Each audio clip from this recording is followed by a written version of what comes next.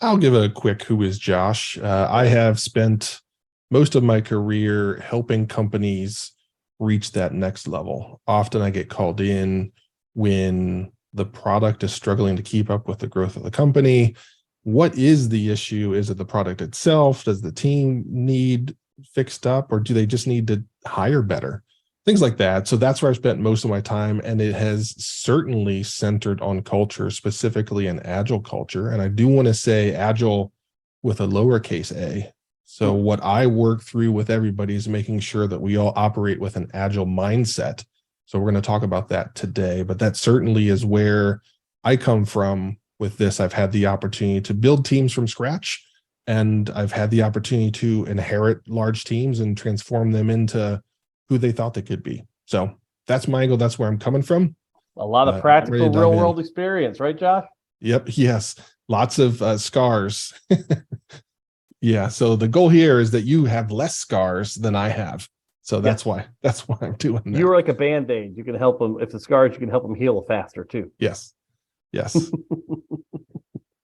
Okay. So first thing to talk about, and this is something that unfortunately doesn't get discussed enough, which is why I hit it up front. Defining culture. That's one of those difficult, squishy things that I bet if you're on a hiring panel or you're going in and looking at a company and somebody says, can you define your culture? Unfortunately, too many times people fumble around and they end up with the words, we work hard and we play hard. And when somebody says that, there's no definitive culture. And what I've found in my past is that if you aren't intentional about creating the culture you desire to have, you're going to end up with a culture, and it's most likely not going to be what you were hoping for.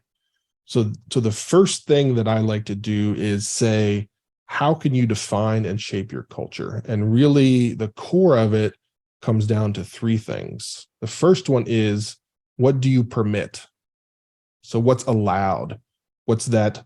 There's a line somewhere that people can cross over.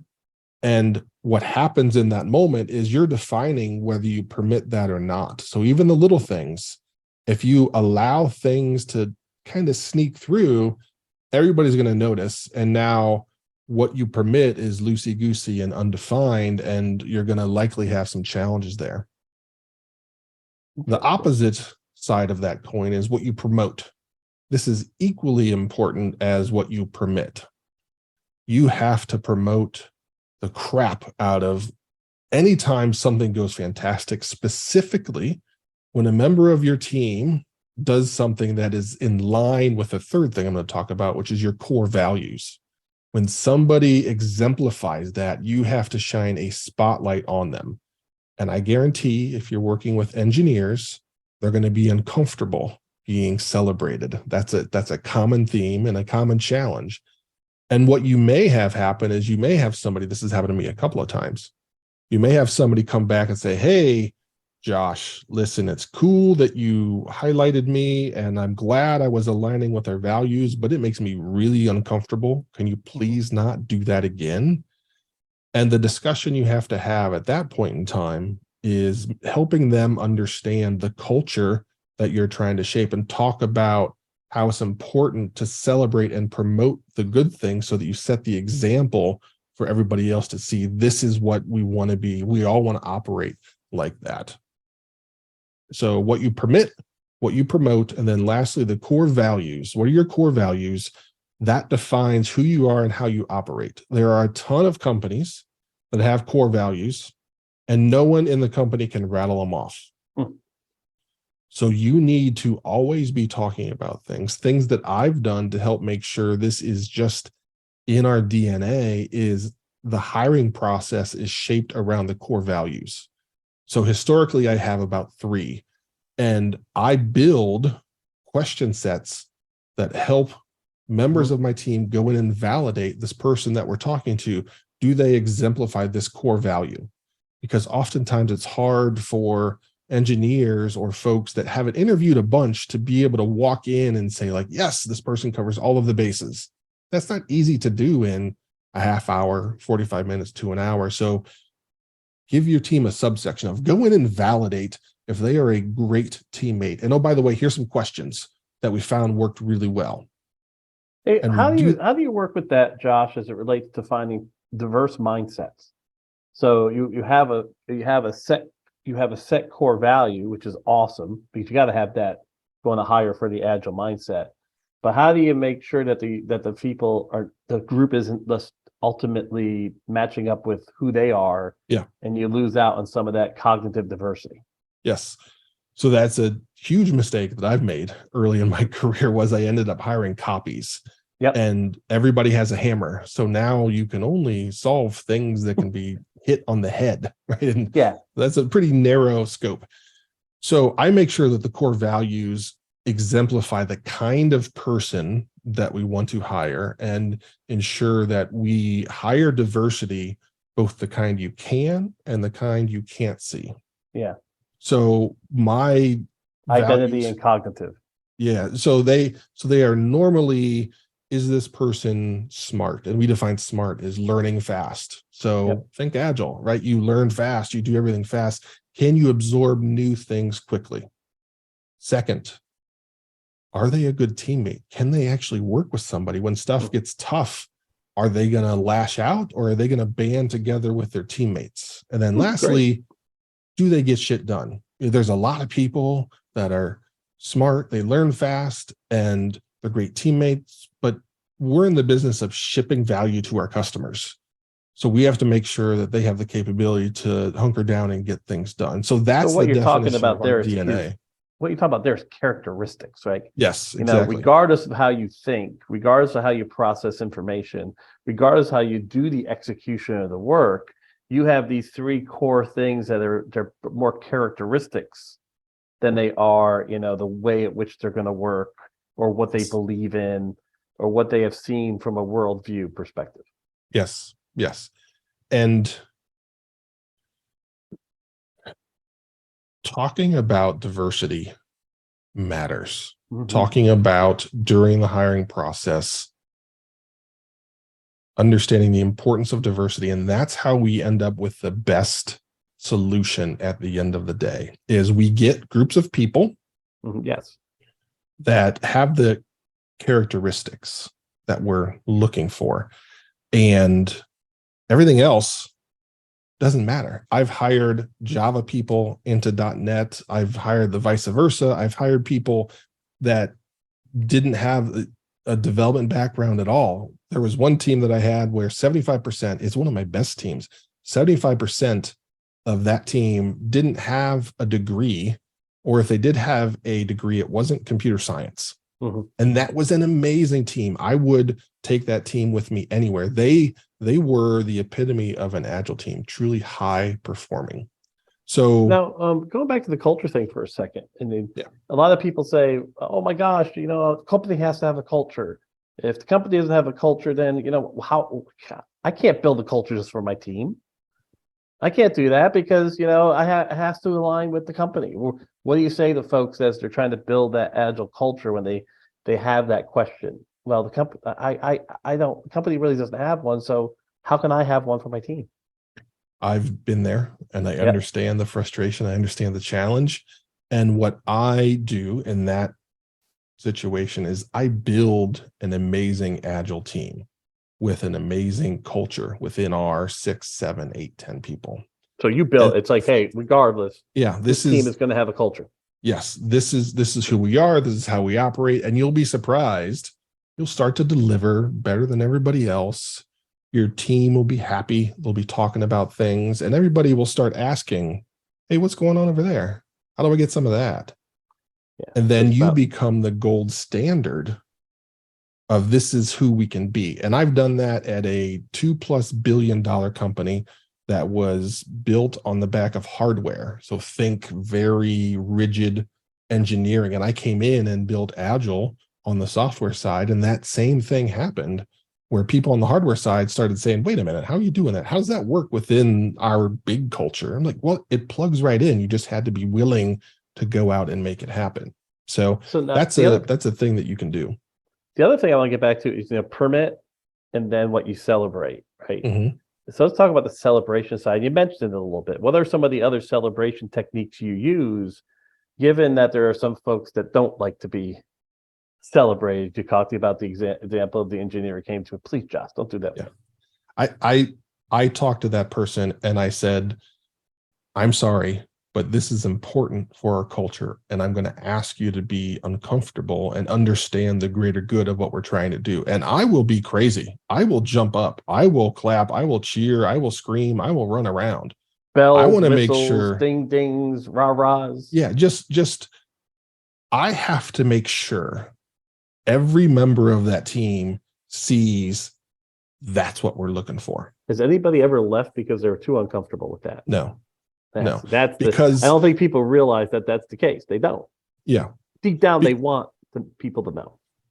yes, and when you connect a smart team member with that larger mission and they understand the value of their discomfort in that little moment, it really is a couple of moments, the value that presents to the greater team. If you've hired well, if you hire along those core values, they're going to understand and they're going to get it. And they're say, okay, Josh, I get it.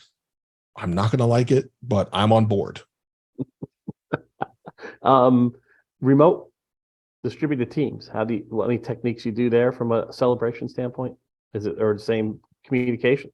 You communicate it. So it depends on cadence of meetings and how often the larger group is together. If that larger group isn't together enough to where you can celebrate, what I always do is at the start of any large meeting is we practice celebrating. So we ask members of our team to celebrate teammates and the great things that they've done. So that's an opportunity where you start to build that culture where everybody understands the value and importance of it. And you usually have to kickstart that a bit because you say, hey, we're going to celebrate. There's 100 people on this Zoom and I need somebody to, unmute themselves, turn on the camera and speak in front of this group and let them know that their partner did an amazing thing and they want to talk about it. Sometimes that's uncomfortable to get started. So you have to be the Kickstarter. You have to ultimately model everything you want to be. So that's the other piece. That's the responsibility you have as a leader is you have to be daggone near perfect, right? Because everybody's watching you. As soon as you start, everybody's watching you. Yes. I have to. I'm going to reinforce that as owning and running my own company for ultimately 13 years, 10 years under our own umbrella. I had to be taught that. My partner and my mentor, he came to me and says, Dave, I was like, it was a Friday at 2:00. I had my phone was broken. So I was just fiddling around with my phone, right? Just trying to make it work, right? There in my office. I was young. I was probably like 35 at the time. And, he comes up later on and says, Dave, everybody watches you. If you are fiddling around with your phone at 2:00, what does that say? They can fiddle around and not work at 2:00. If that's what you want to permit, that's great. The other thing about leadership is that they watch. Remember, language is body, right? It's not just words and tone. He kept reminding me, they watch it. They watch you, Dave. If you come in depressed and sad, they're going to be concerned. They're going to wonder what's going on. And oh my gosh, if I was mad when I came into the office, people, what's going on, Dave? What's happening? So sorry for taking over a little bit there, but that is so critical, and we forget that in any type of leadership role, we all are leaders. People watch you and watch your reactions. And think about the TMZs of the world, the paparazzi of the world. We have this unusual nature as a society to often celebrate figures and their demise, right? People are looking for somebody to slip up. So as soon as you put yourself out there and start saying, this is who we are, this is how we operate, these are our core values, the spotlight is on you and somebody just waiting to pick for a you hole. to slip up. Yep, exactly. So how do you deal with that? That's true. You're so right. Culturally, we want to watch somebody screw up, and then we want to be too cool for school and snipe at that. So, all right, you're celebrating, you're putting yourself out there. How do you deal with that?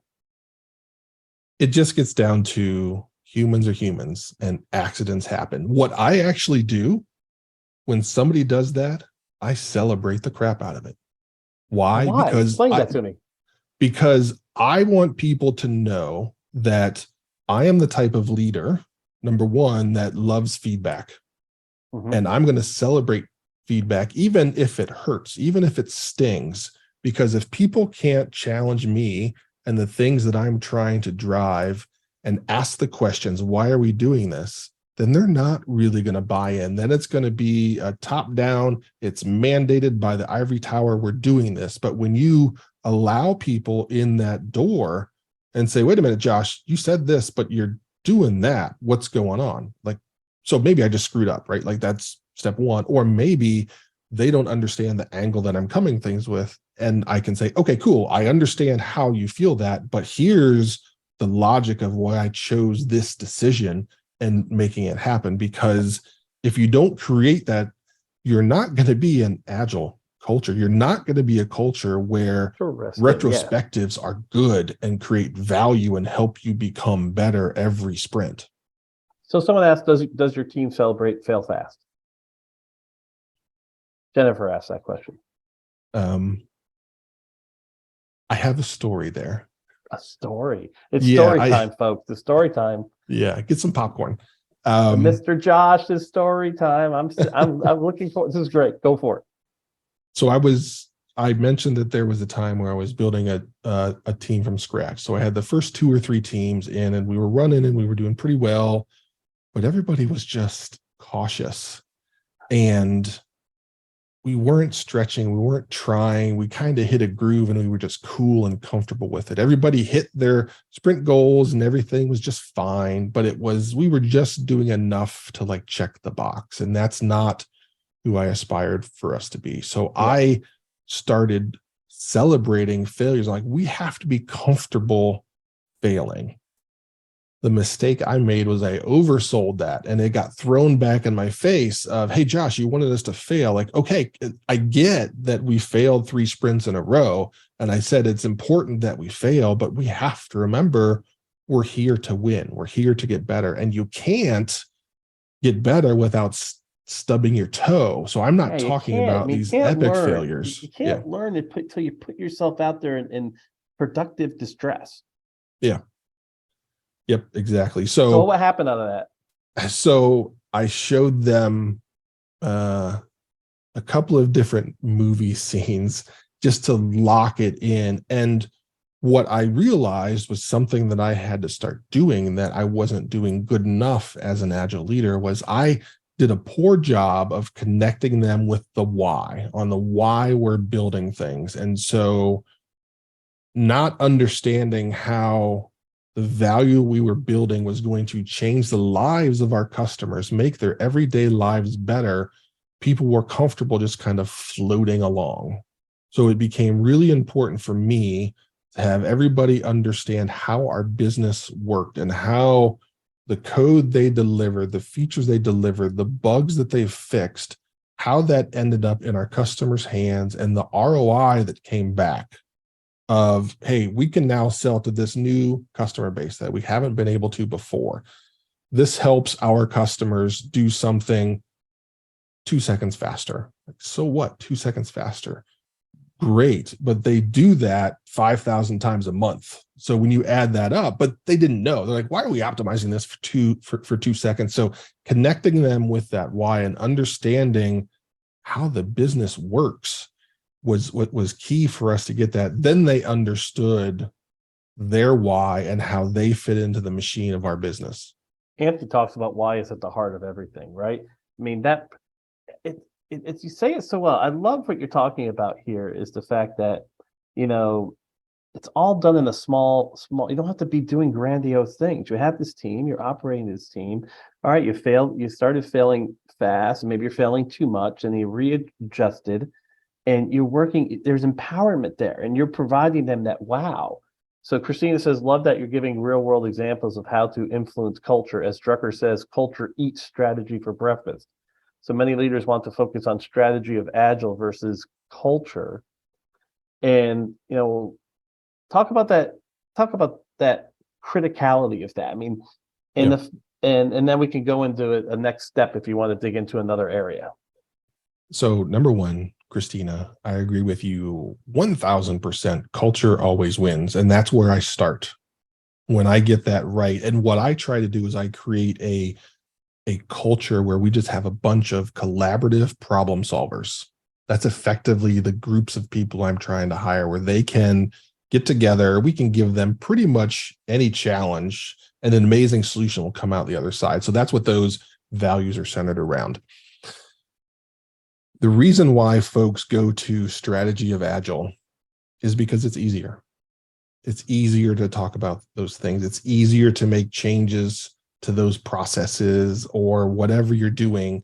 That's a lot easier than reshaping your culture, because then you have to start to have those hard discussions around, number one, who the heck are we? Maybe you don't even understand that. So just starting that discussion is just like, oof, I can't even do that, because I then have to accept that I haven't defined a why and I failed as a leader. Then you get past that and you have to start having real discussions about, do we have the right people on our teams? And that's difficult.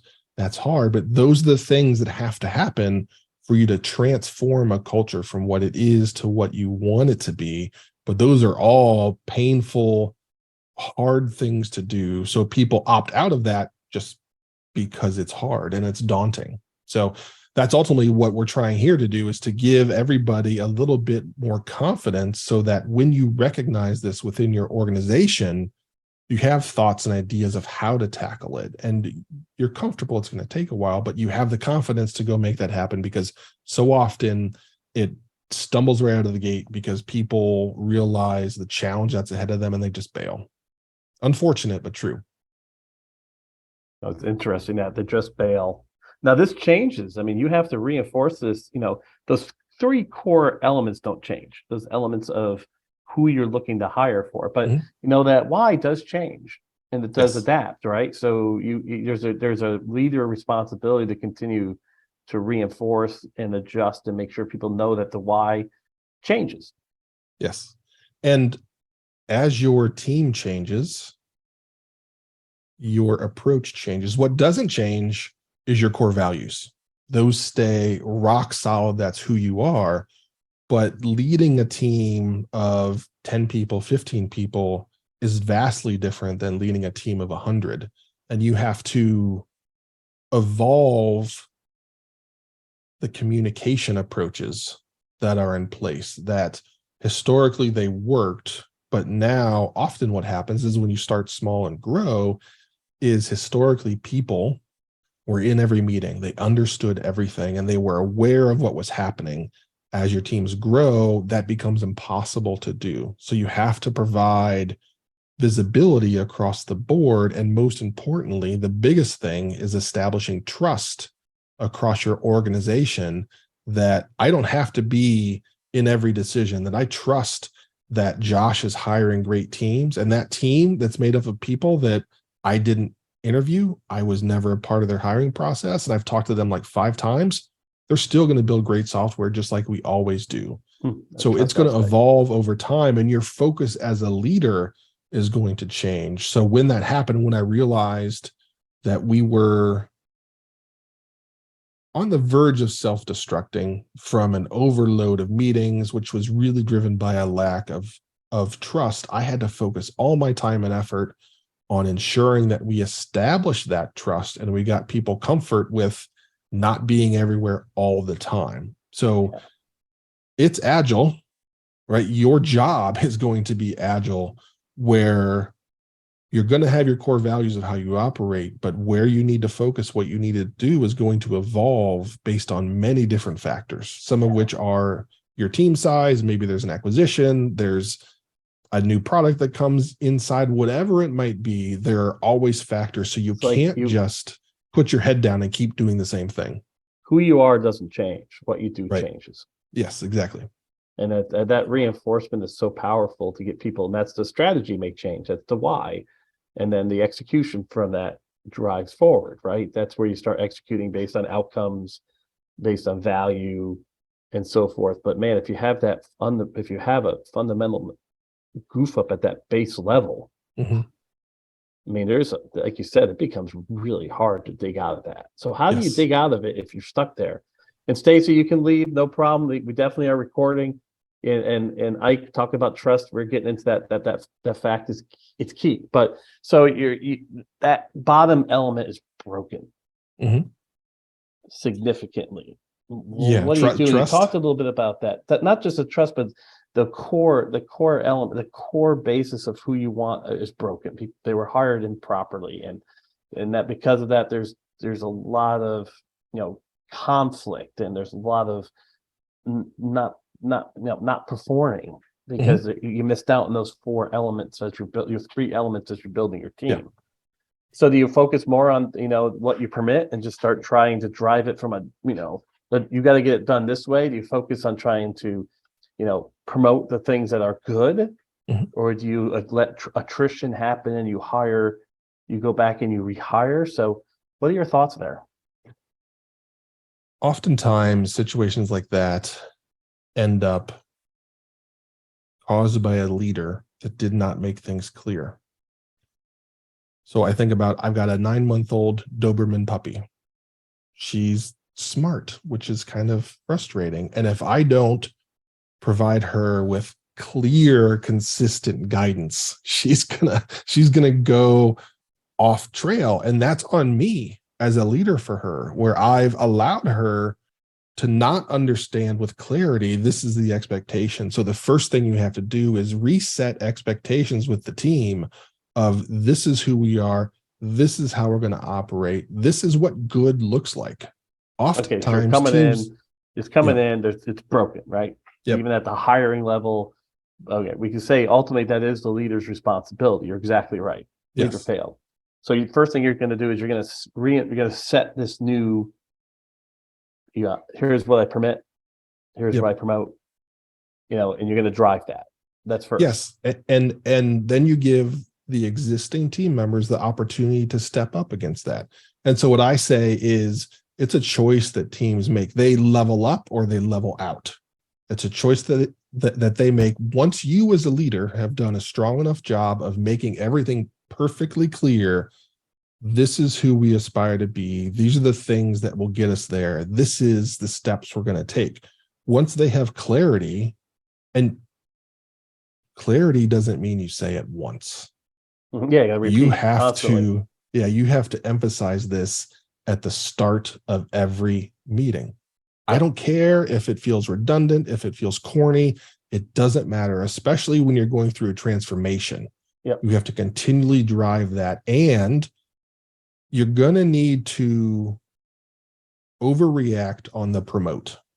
Okay. Because you can say what your aspirational goal of who this is, but once they see it, once they understand it, once it's something they can touch, then that really locks things in. So to support that, one of the things that I do is I ask the teams to operate like they're in school and they have a book report they have to do. So there is one book that I always start with, which is called Debugging Teams. And it was written by 2 members from Google Ventures that had visited close to 15,000 different teams. And they started to crystallize what a great team looks like. So I use that book to give us a common terminology of this is what a great team looks like. This is what it doesn't look like. So now we're on the same page with what that is. Okay, cool. We all know what the finish line is, but we have no idea how to get there. So the next book I follow up with is Crucial Conversations, because as I talked about, when I celebrate someone challenging me, it needs to be in an open and honest way. And we can't become the group we aspire to be if we aren't able to have crucial conversations. So those high stakes discussions that matter, where everybody's really into it, those have to happen. And if people bow out and back out because they're uncomfortable having a discussion, then it's never going to happen. So you have to give people tools of this is what the finish line looks like. And then here's tools you can use to get there. So and it really is, you're reaffirming the fact that there are power skills that are critical to make Agile function. Yes. I mean, and it's just not, hey, we're going to teach you this Agile culture and magically you're going to do it. So I love this idea of these 2 books, and I talk about power skills all the time as it relates to the fundamentals of having to have those to be a functional member of a high performing agile team. Mhm. All right, how much time do you give someone this brokenness to fix, and then what do you do when some elements aren't fixable? I don't know that there's one answer for that. I am quick to pull the trigger.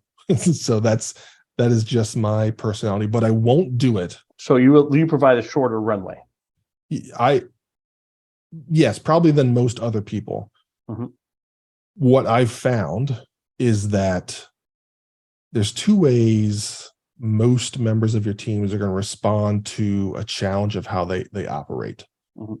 It's likely going to come in one of two flavors. One, oh my gosh, I didn't know I did that. Thanks for telling me. What do I do? How do I fix that? The other side of the coin is you're freaking crazy. You don't know what you're talking about. You don't live the life that we do on the teams. You don't understand. At that point, it's pretty clear how it's going to shake out.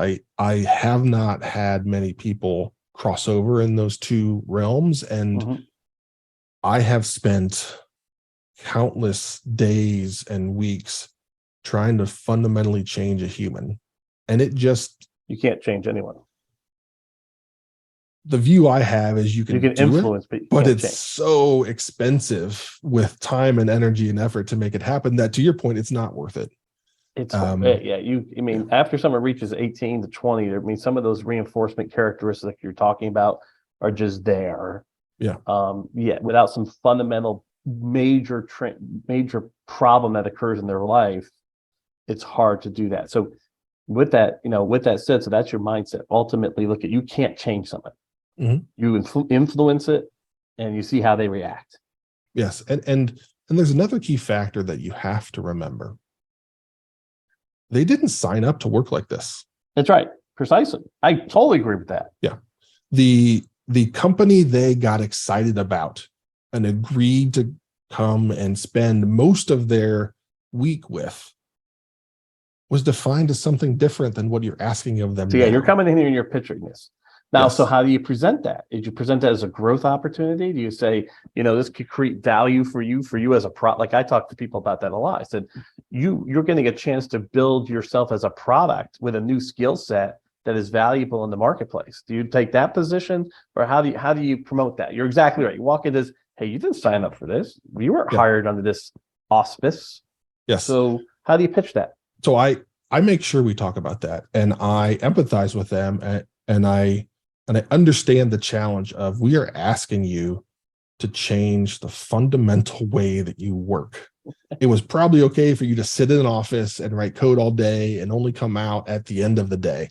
That's not who we are now. That's not how we operate. The transparency is much higher. So that's going to be uncomfortable for people. And I do make the sales pitch, but ultimately you can only take a horse to water at that point. And if it just becomes clear, what I do is I honor them and I say, okay, cool. So I understand we moved your cheese, and what you thought life was here at this company is now something different. I understand. You're not going to be happy here. You've said it. I can feel it. We've talked about it.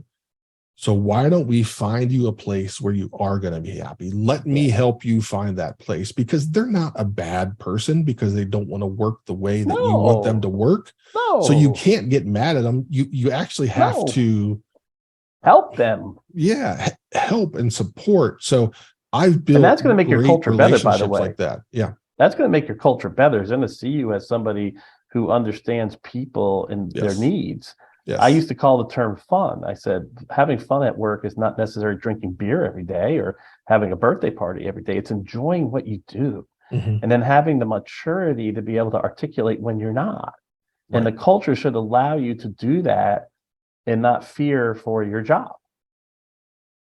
And I love how you put that, because that's the thing. Okay, this is not for you. Let's work through it and let's see where you can fit, where it does work for you. Mm-hmm. Or maybe you need a transition plan to go out there and find a new job, and we'll work with you on that. Yes, absolutely. And I've invested significant time and effort into helping somebody find a different job with a different company. Yes. Because they were good people and they gave it the college try. right? They did everything they could. They got to that realization of like, okay, I've tried this. This just isn't for me. It's not working. It's not. Yeah. And then you have to float my honor boat. and respect that and support them. Absolutely. I'm struggling that during a major transition here in one of my gigs and Mhm. the work that I do. And I'm just like saying to myself, I have to make an adult decision. I did. I reduced my profile in that organization because it just wasn't working for me. Right. And I did it in a way that enabled the organization to keep going and during that transition. But I made that decision. I just, yeah. So I love how you're talking about here. And I talk to people about this a lot. I say, you have to make decisions. You can't just play sniper. You can't just play too cool for school. I mean, that doesn't work.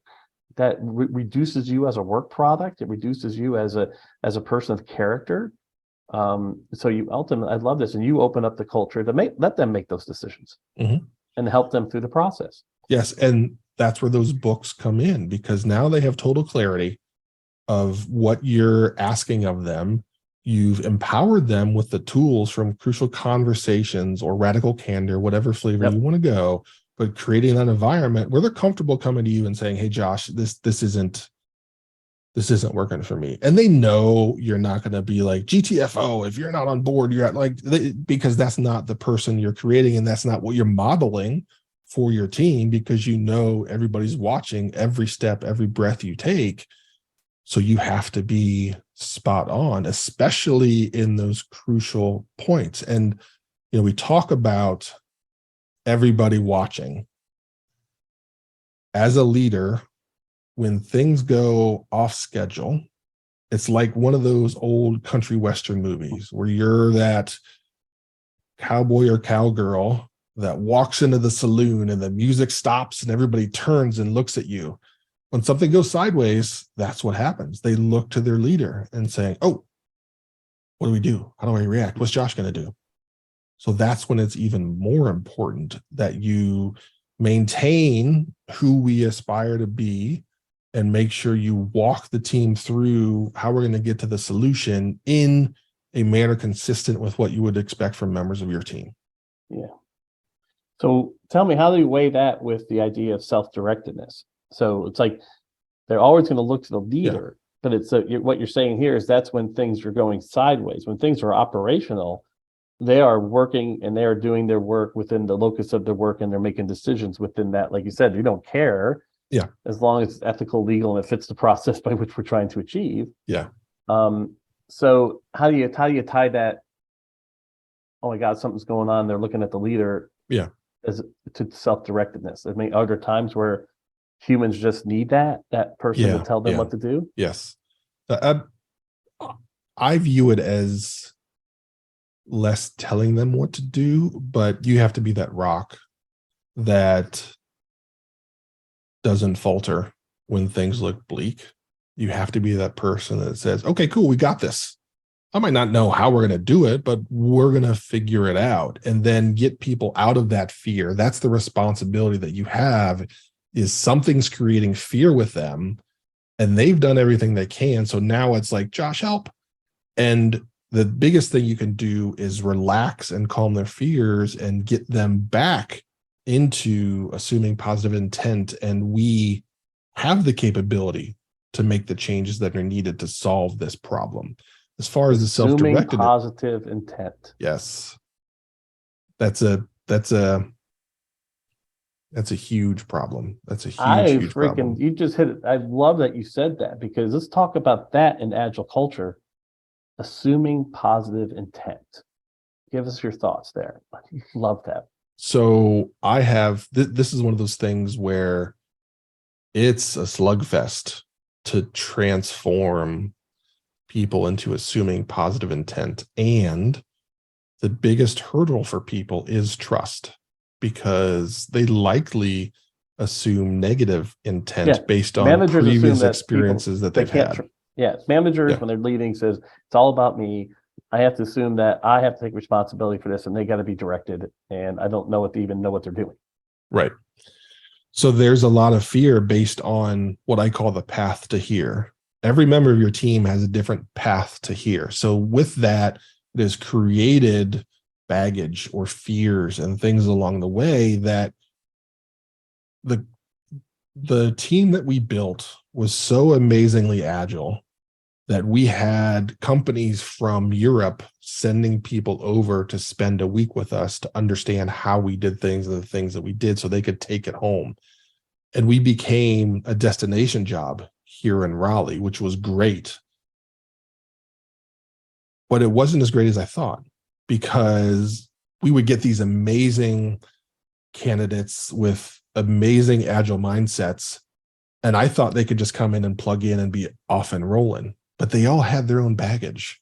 They all had, absolutely. yeah. Go ahead, keep going. So I had to learn that I can't just like drop them in the team and assume it's all going to be good. I had to do a better job at onboarding them and helping them through the process. So myself and the Agile coaches built an onboarding process that educated them on what Agile meant to us, and not what it meant to them. Now, that doesn't mean we throw away their thoughts and ideas, but just, again, to level set and give them clarity on this is who we are and how we roll. We had to make that a priority, which we didn't, because we were like, oh, this person's so agile and they're great, they just plug right in. And no, they don't. They don't, because everybody has a little bit of baggage that's coming with them based on some of the tough experiences that they've had at previous jobs. So you have to accept and attack that head on. And then Positive. Okay, I'm sorry. And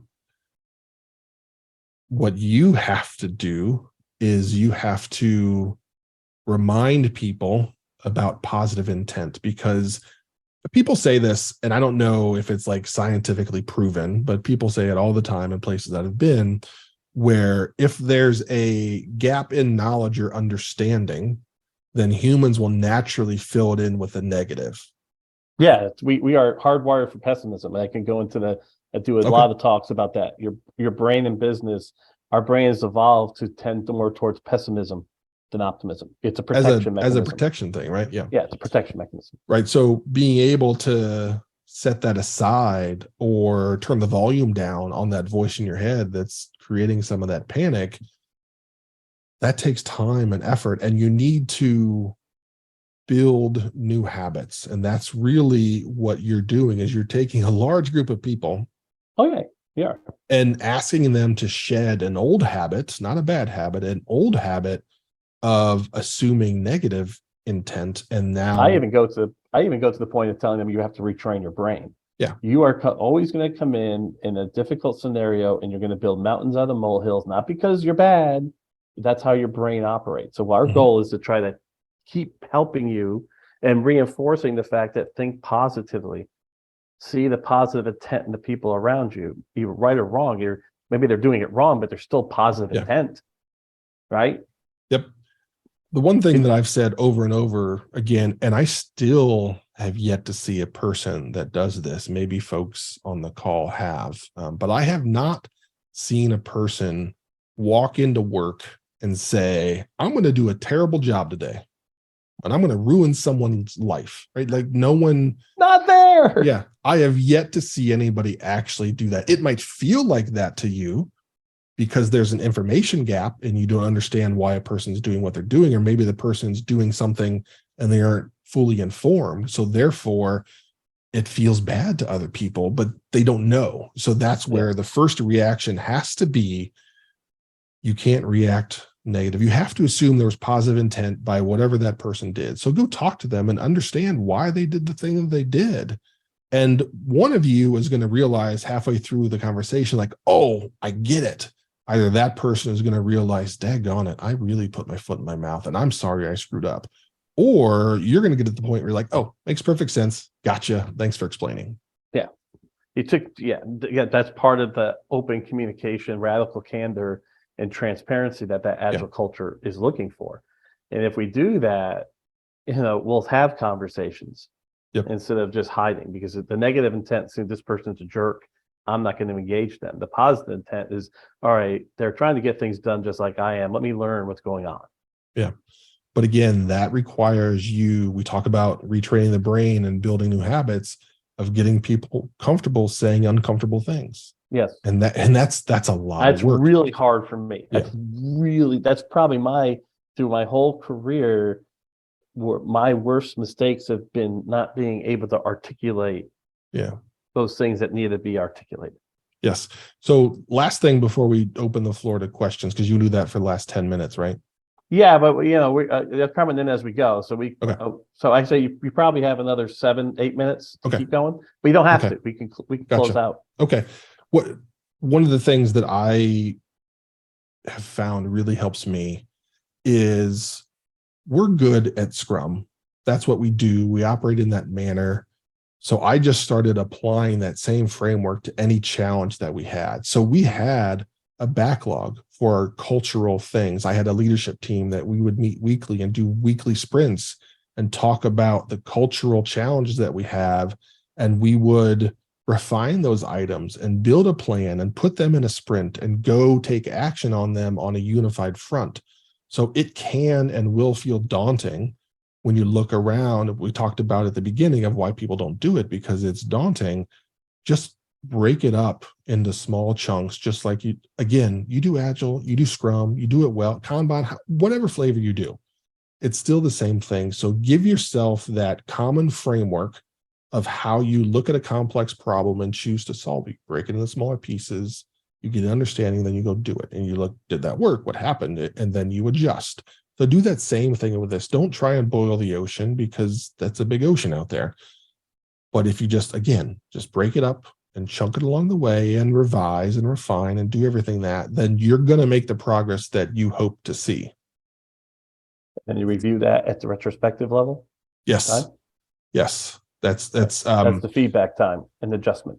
Yeah. So what we ended up doing was we had once a quarter, we had a cultural retrospective where we brought a member in from each team and we talked about the culture and how things felt from their viewpoint, what they liked, what they didn't like. And then that helped us create the longer roadmap of things we needed to do, problems we need to solve culturally over the coming year. And that gave us that understanding. And then we started to break it down into smaller pieces. So on a week-to-week basis, it was me and my leadership team, because often we were the only ones that could drive the changes. So it didn't make sense to have members of the team in there, but they're our customers. So once a quarter, we met with our customers and said, like, hey, here's what we've been doing. Here's what we think we did. Like it, love it, yes, no, and then give us the feedback so that we can do better this quarter and the quarter after. Excellent, excellent, excellent. So let's open up any questions, thoughts, or comments as we get going here and finish up with Mr. Anderson around developing an agile culture. In your experience, did ops or other units embrace your culture backlog? I like that term, culture backlog. Yes, they did, because what you'll find, and as my career has changed to COO and things like that, where you end up spending a broader amount of time across the organization, you realize everybody has the same problems. Teams are hard. It's hard to find a group of people, smash them together, and have them work optimally. You know, when you really line up all the things that have to happen to actually deliver on that goal, it's hard. It's really hard. And across the board, the same challenges exist, which is why culture to me is so important at the executive level, and making sure that I align with who they are and who they want to be. They're not going to be perfect. Nobody's perfect, but making sure that they're in line, because it's going to be important for us to work across the organization, especially as a software tech company. There's a product of some sort, there's a support team, there's a sales team, there's marketing, there's product, there's all of these things, and we all have to work together to make it happen. So yes, they actually do. Interesting. I think it's a really cool thing that I'd like to start considering more. I think my challenge is being in the roles I've been, I forget that that reinforcement element. I just assume that it's known, right? Yeah. So I have to go back and reevaluate that reinforcement element to keep the mindset going and then celebrate. Yes. So another question is, so what if leaders are the problem? Their perspective is not agile. Before I accept any gig, I sit down with the executives and usually the person that's paying the bill. And I make sure they understand the gravity that is created by their role and the responsibility that they have to make this transformation a success. They won't understand. They'll say, well, but the teams are doing that. They just have to change the way they operate, blah, blah, blah. I read it on an airplane or something like that. And what I explain to them is at some point in the not too distant future, you are going to decide whether this transformation succeeds or fails. And that's going to happen because somebody's going to come to you and they're going to be frustrated. They're going to be upset. It's different. It's changed. It's not working. I like it the old way. And the way you respond is that crucial moment where you're going to make or break this whole thing. Do you, can you, will you stand up to that person and say, hey, I understand it's frustrating. I understand it's hard. Changes like this are hard. We're changing the way that we operate, but this is who we're going to be as a company. So I need you to get on board and give it everything you got because this is who we are now. Or they start to slowly peel away at the success and say, hey, okay, I get it. I understand. I'll talk to Josh and I'll get him to back off of that or stop doing that or something like that. And that's the moment when it's alive or it's dead. It might be a slow death, but that's the moment where it matters. So if you're in a company and the leaders don't get it, how should they have gotten it? What information, what education have they had to where they get it? Is it fair for you to expect them to get it? Maybe they've never done it and they just have heard from peers that this is the way to go. So a part of that transformation has to be education of the executives, because what can happen— try to create some belief, right? Because my concern is that, they're not trained, a leader's not trained this way. It's their MBA program, their experience is around command and control, right? Ownership. Right. So, and that's what they believe. So what you're saying here is, can you convert to belief? Yes. And again, positive intent. Don't think that person is trying to ruin your life, right? Yeah, they want to make money. They want the company to make money. They want to be successful. Yes.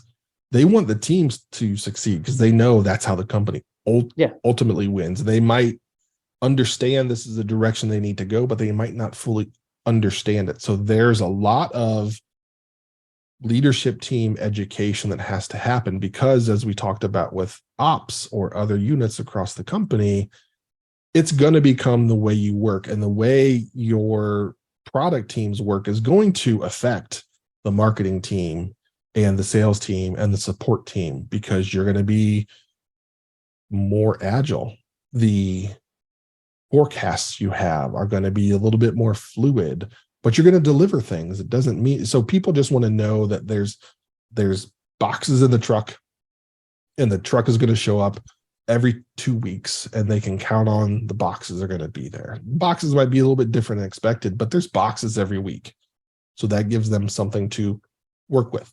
So again, this agile transformation is going to affect across the board. So you have to coach the leader, the CEO, or whoever it might be, but you also have to coach the leaders of each department and help them understand that somebody's going to come to them and say, man, this thing the developers are doing, it really ruins the way that I work. I can't do my documentation like I used to. We can't do this. I need you to get them to stop. And that person has to understand, again, the gravity of that moment and that they support the transformation. Interesting stuff. It's not easy. It's not easy. It's not easy. And the belief thing was what always scares me, because that's the tipping point. If you get someone to believe, then the tipping point happens and their behaviors and actions will follow.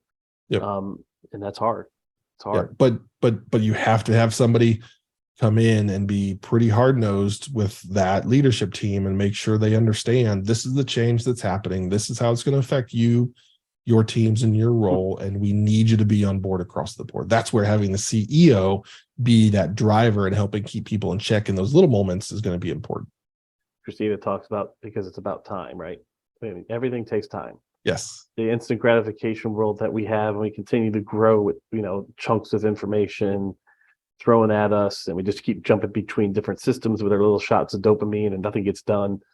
Or, we think there's something better on the other side. Adaptive leaders talk about holding steady. And time, you got to give things time to percolate. Yep.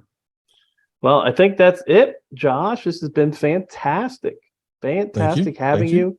Great conversation, great share amongst the team that is out there as well. We appreciate you participating. There will be a recording that's sent out to everyone as well. And have a great rest of your day, Josh. So much. Thank you, bro. Take care, everybody. Yep. See you. Talk to you there. See you soon. We got another one coming up very shortly. That's right. Yeah. Rob, I'll send you the PDUs. They'll come with the recording, so you'll get a PD number, and then you have to self-report. Yes. All right, all. Thank you so much.